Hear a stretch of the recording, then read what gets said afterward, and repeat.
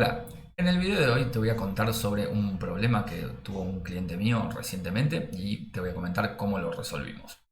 Lo que ocurrió básicamente fue que se ingresaron datos repetidos al sistema a través de la funcionalidad de importar.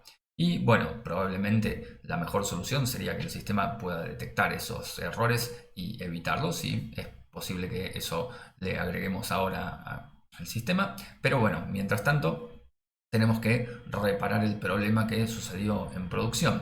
Así que vamos a explorar un poco cuáles podrían haber sido las alternativas para resolverlo y luego te voy a mostrar cuál fue la solución que efectivamente implementé. Primero que nada voy a mostrarte un poquito de qué se trata la aplicación. Esta aplicación sirve para que la empresa internamente maneje las transacciones que provee para sus clientes. Entonces aquí tenemos el detalle de cómo fueron estas transacciones. Y dado que esto se utiliza para después realizar algunos cálculos, es, bueno, obviamente muy importante que esta información sea fidedigna y que no tengamos, por ejemplo, datos duplicados. Ok, vamos a ver. Y bueno, aquí vemos que tenemos 4.671 movimientos. Bueno, esto realmente es bastante más de lo que debería haber. Así que, bueno, sencillamente el problema está en que para poder eliminarlos, actualmente el usuario tiene que ir uno por uno eliminando los movimientos. Y eso lo hicimos así justamente por diseño. Al comienzo no queríamos que sea simple, que los usuarios pudieran estar modificando esto, sino que todo viniera a través de la funcionalidad de importación. Pero bueno, se dio esta situación, así que vamos a ver cómo la podemos corregir. Un par de detalles más. Aquí podemos ver, bueno, todo esto que está aquí abajo es la barra de debugging de Symfony, porque el sistema está hecho en Symfony. En esta en particular versión 4.4 ya está un poquito vieja, vamos a tratar de actualizarlo pronto. Bueno, ahora entonces quiero comentarte un poco cuáles fueron las opciones que barajé para resolver este problema. La primera, y seguramente es la que tenés en la cabeza, es entrar directamente a la base de datos, hacer algún par de deletes, listo, nada más. Pero bueno, pronto me di cuenta de que esa tal vez no era la mejor forma de resolverlo. ¿Por qué? Bueno, simplemente porque como este sistema tiene su complejidad, hay que asegurarse de que exactamente se haga todo lo mismo que se hace cuando el usuario hace clic en el botón ese de eliminar. De modo que la opción de ir contra base de datos es un poquito demasiado riesgosa. La segunda opción que se me ocurrió y la evalué es la de automatizar directamente el navegador para justamente hacer todo este trabajo que para un usuario real sería absolutamente tedioso y bueno, la verdad que bastante molesto, pero con una pequeña automatización se podría lograr y no sería un gran problema. Decidí al final también dejarla de lado por una razón simple, que es que no quería ponerme a instalar nuevas herramientas, a configurarlas y demás. Pero tomando esta misma idea, decidí utilizar una de las funcionalidades principales de Symfony, que es la posibilidad de crear comandos para utilizar justamente a través de la terminal y poder resolver este problema. Y eso es exactamente lo que hice. De modo que ahora te voy a mostrar cómo funciona este script. Lo que tengo es básicamente, como decía, un script que ahora vamos a verlo. Vamos a ejecutar Bing Console, que es el programa que viene con Symfony para ejecutar estos scripts de línea de comandos. Y voy a empezar por decir, vamos a ver cuáles son los scripts que hay disponibles dentro del namespace Follow-up, que es la aplicación en cuestión.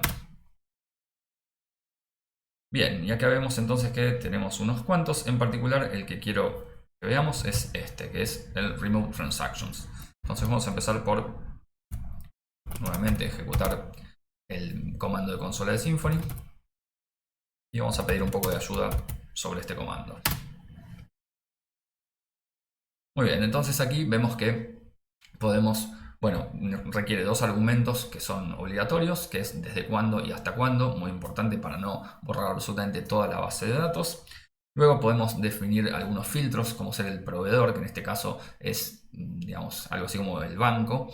Esto me permite también limitar a qué transacciones voy a tratar de impactar, porque justamente lo que sucedió es que uno de los usuarios que hace la carga se equivocó, pero el otro lo hizo bien. Con lo cual no quiero eliminar todas las transacciones que se cargaron durante el periodo, sino solamente aquellas que corresponden a un proveedor.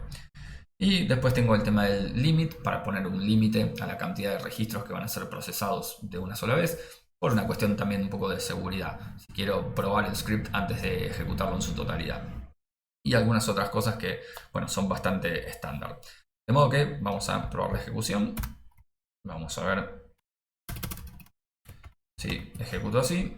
Vamos a ponerle 2021 1101 2021 1130, que es en definitiva el periodo que tuvo este problema. Esto aquí lo estoy ejecutando yo en una máquina virtual. Vagrant, bueno, Homestead en realidad. Bien, y ahí entonces me está diciendo que estoy por eliminar 4.671 transacciones, que son efectivamente todas las transacciones que había. De modo que no es lo que quiero hacer. Voy a decir que no. Y el comando finalizó sin haber hecho absolutamente nada. Lo que quiero hacer es justamente pasarle un filtro de provider, o sea, Pershing, que es el nombre del banco en cuestión. Muy bien, entonces ahora me dice que solo va a aplicar la eliminación sobre las transacciones de Pershing. Y ahí ya el número bajó a 3051. Entonces digo, ¿quiero continuar? Sí. Y ahí estamos viendo información sobre las transacciones que se están eliminando. Y ahí vemos entonces cómo ha terminado, donde el script nos informa que se borraron todas las transacciones que había que borrar y que también se borraron los precios que ya no son necesarios. Así que ahora que hemos visto cómo funciona, te invito a acompañarme para ver cómo está hecho este script. Vamos a comenzar por ver entonces el contenido de este archivo, que se llama Remove Transactions Command. Es el comando que extiende de la clase command de propiedad de Symfony, que es lo que nos permite hacer todo este manejo de línea de la terminal de una forma bastante sencilla. Entonces, primero que nada, vemos todos los use, que es la forma de importar todas las clases que vamos a necesitar, que son, bueno, las que están en el namespace app/entity, corresponden a las entidades propias de la aplicación esta. Aquí tenemos, bueno, el provider, aquí tenemos security price, transaction type. Entre esto se podría simplificar y voy a aprovechar y lo voy a hacer aquí. Vamos a ponerle así, provider, y con esta sintaxis estamos incorporando todas estas clases del namespace app entity. Y luego tenemos, bueno, todo esto son clases propias del framework de Symfony que nos van a permitir interactuar con la línea de comandos a través de argumentos y opciones. Entonces veamos, bueno, lo principal, o lo primero, mejor dicho, aquí tenemos el constructor de la clase donde recibo un Entity Manager, una interfase de Entity Manager, de modo de poder inyectarle la dependencia del manejador de entidades. En definitiva, esta es la forma de comunicarme con la base de datos de un modo bastante abstracto utilizando el ORM. Y aquí tenemos, bueno, el nombre del comando. Esta función, este método es bastante interesante, es el que me permite configurar, o sea, definir todas las opciones. Aquí vemos un argumento que es un argumento requerido, que es la fecha de inicio, la fecha de fin del periodo. Acá tenemos la descripción. Esto se le puede poner también valores por defecto, pero bueno, en mi caso no lo hice. Y aquí vemos todos los posibles modificadores que le podemos dar a la llamada. Y en el método execute es donde efectivamente se hace lo que sea que haya que hacer. En nuestro caso será ir a buscar las transacciones y eliminarlas cuando se encuentren. Entonces aquí vamos a ver cómo se está creando un query builder, o sea, un objeto que me va a permitir generar una consulta a partir de los objetos propios del modelo. Aquí por ahí detalle interesante es esto se está usando un string, que es el nombre de la clase sobre la que voy a querer operar, la clase principal, y veamos cómo estoy utilizando el transaction class en lugar de escribir explícitamente el nombre de la clase. Eso tiene que ver con evitar el hard coding. Y bueno, luego entonces aquí estoy poniendo una condición de filtro, la principal, que es que la fecha se encuentre entre esta y esta. Y aquí estamos dándole valores a tales fechas, tales parámetros. Y luego, bueno, el order by, o sea, para que los resultados queden ordenados por un criterio que sea la fecha. Entonces aquí es donde empezamos a aplicar los filtros opcionales. Y veamos que Sí, entonces, bueno, primero estoy validando que el proveedor efectivamente exista, porque es una opción de línea de comandos, se le puede pasar cualquier cosa. Y bueno, aquí esto es un detalle súper importante que hay que tener en cuenta, que es cuando estamos haciendo el left join, aquí para poder aprovechar toda la información del mapeo de las entidades, tenemos que justamente hacer el join de esta manera. Es decir, que vamos a cruzar con otra tabla que corresponde a la propiedad account de el T, que recordemos que T está por aquí, es el transaction. Es decir, vamos a tomar la cuenta, el account que corresponde a cada transacción y recién de ahí vamos a filtrar por el proveedor que corresponde a esa transacción. Digo de vuelta, si esto no lo escribimos de esta manera, vamos a tener problemas al hacer el join porque no vas a saber por qué campos cruzar. Así que más vale utilizar esto y apoyarnos en el ORM. Y bueno, aquí vemos entonces si queremos limitar la cantidad de elementos. Y luego, bueno, lo mismo, si queremos limitarnos a transacciones de un tipo en particular, que bueno, esto es muy propio, como digo, de esta aplicación. Y bueno, luego tenemos esta opción que me sirvió también para hacer el debugging, que es el si quiero ver cuál es el SQL que va a ejecutarse antes de que eso se realice, para ver cuáles son las transacciones que está obteniendo el script. Y bueno, aquí vemos la pregunta esta que dice, ¿estás a punto de eliminar una cantidad de transacciones?